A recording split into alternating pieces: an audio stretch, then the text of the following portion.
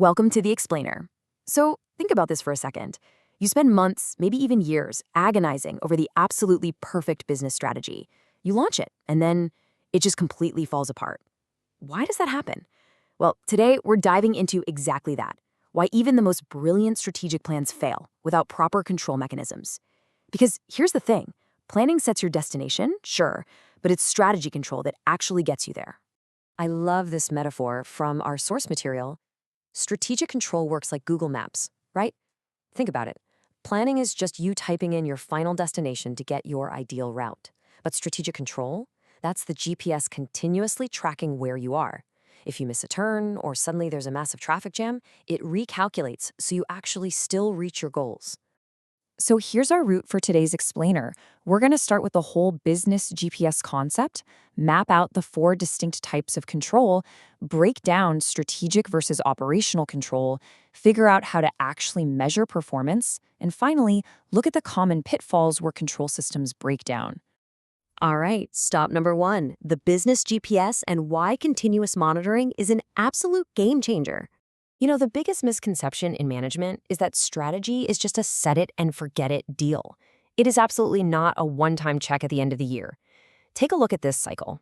It perfectly bridges those lofty long-term goals with your team's daily activities. You start with planning, you move into implementation, and then the really critical part begins, monitoring.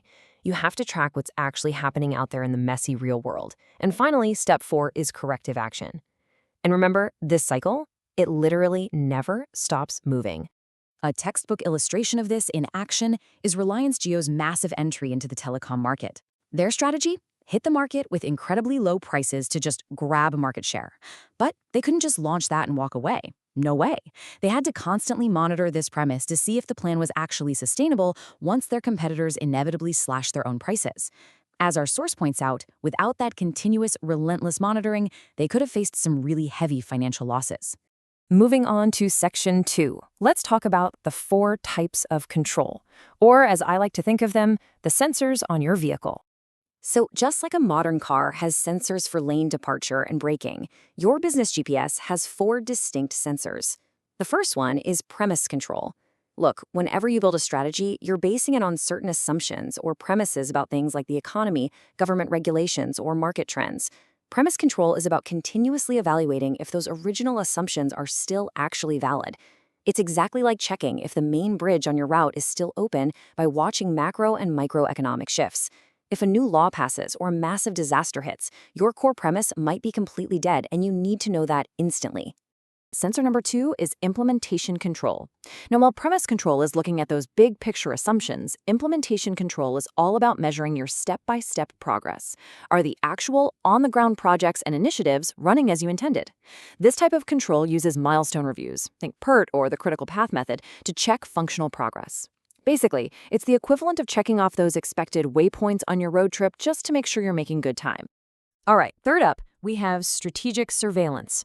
If the first 2 sensors are highly specific, this one is much more generalized. It's an overarching kind of control.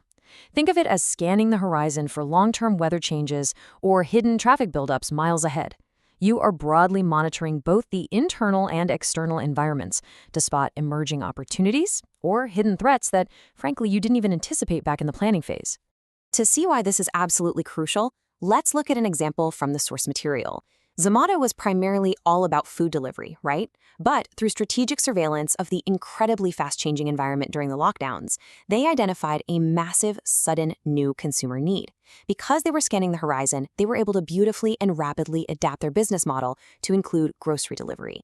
They saw the shift happening, and they just steered right into the opportunity. And that brings us to our 4th and final sensor, special alert control. This is the emergency rapid response feature of your GPS. It gets triggered by sudden, completely unexpected events or crises. We're talking massive, out-of-nowhere disruptions, things like sudden natural disasters, industrial unrest, maybe even the fall of a government. When this alarm sounds, your crisis management teams have to drop everything and perform a rapid reassessment of the strategy to formulate immediate contingencies. A great example here is the airline industry during the onset of the COVID-19 pandemic. Airlines faced an unprecedented overnight crisis. They couldn't exactly rely on their standard, scheduled implementation reviews, could they? No. They had to immediately trigger special alert controls, pivoting their operations and changing flight routes, essentially on the spot, just to minimize the sheer catastrophic disruption. Now, take a look at how these four controls map out together. It's like a giant puzzle. Premise control and implementation control are specific and laser-focused. On the other hand, strategic surveillance and special alert control are broad and environmentally driven. But together they form this incredible, comprehensive system that perfectly balances long-term foresight with day-to-day monitoring and, of course, rapid responsiveness. Let's pivot to Section 3, strategic versus operational control. Basically, the long-term versus the short-term. We really need to nail down the vital distinction between the overarching journey and the minute-by-minute mechanics of actually driving the car. And the whole thing basically boils down to two core questions. Strategic control is externally focused. It asks, are we moving in the right direction over the long haul? It's checking if the overall strategy itself is still sound.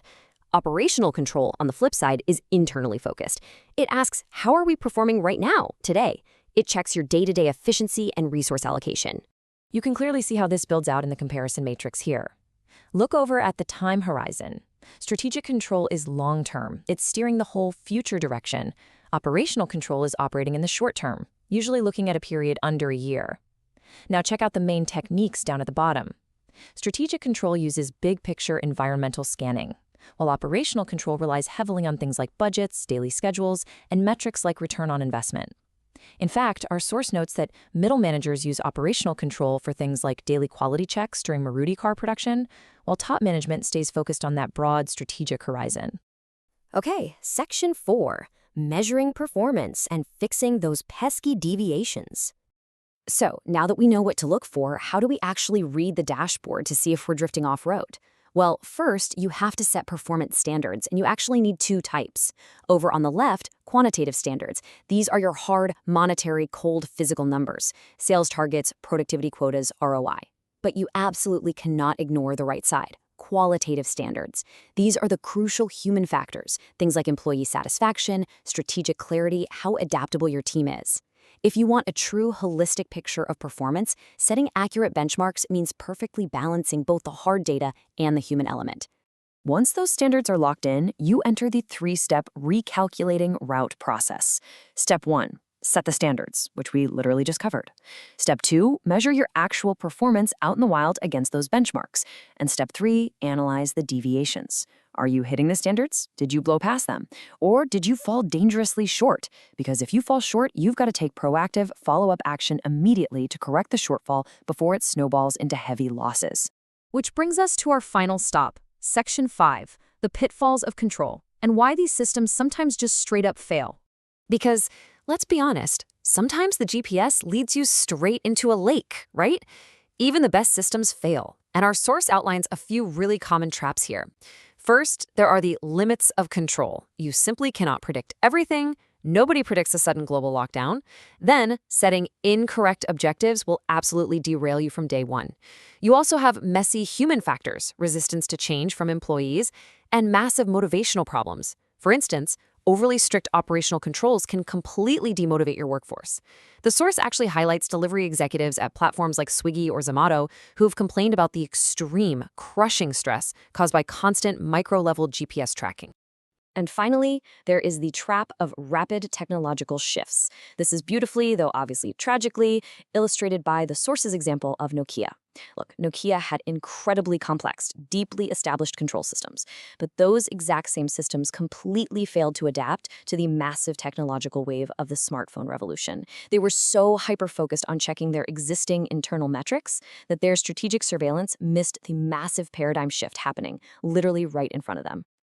And that brings us to the end of our journey for today. I want to leave you with one single provocative question. Your business has a plan, but is your GPS actually turned on? Because a brilliant strategy on paper is entirely useless if you aren't continuously monitoring your premises, evaluating implementation, scanning the horizon, and ready to hit that special alert button. Reevaluate how your organization monitors its path, because the road ahead, it's always changing. Thanks so much for joining me for this explainer, and keep learning.